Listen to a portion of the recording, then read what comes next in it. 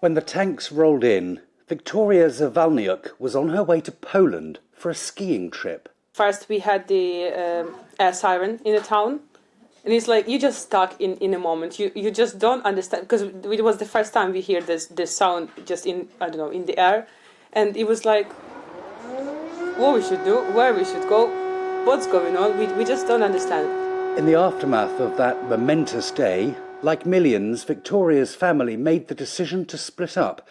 Her mum and stepfather, her grandparents choosing to stay in Ukraine.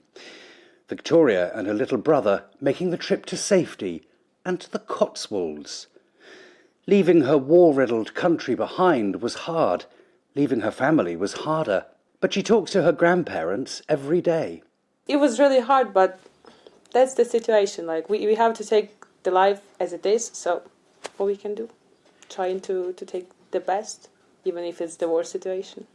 The best is here at an old rectory with pensioners Richard and Nesta. The fire is lit, tea and cake is served, the welcome warm. I really enjoyed the first time, but then slowly it was getting tough, more tough and tough. But then we are back to normal life. Tough in what way?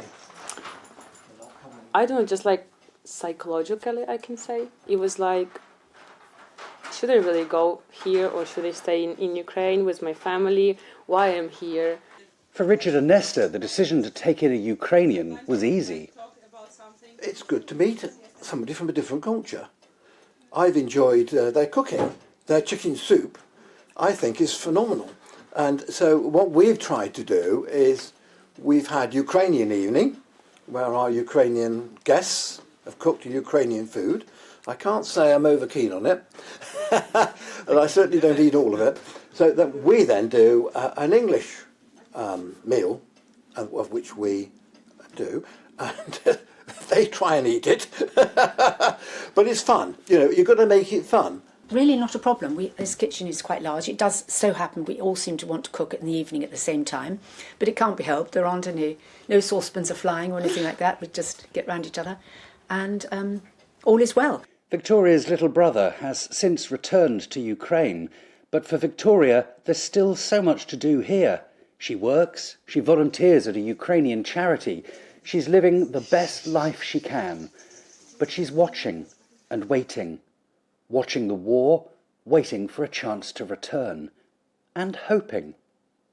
Ukraine will win. That's it. That's the one thing that can happen. We're just waiting for our victory.